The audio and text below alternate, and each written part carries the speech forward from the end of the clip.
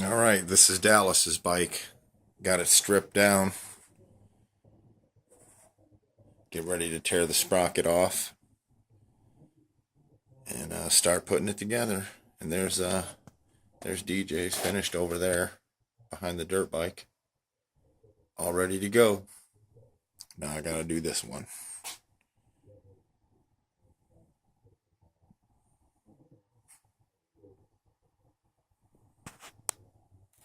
See, that sprocket's got to come off.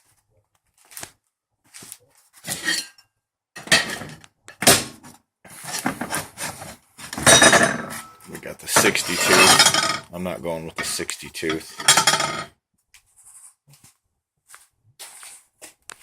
This will be the new sprocket. 40 chain instead of 30. It's a lot beefier. All right. Catch you later.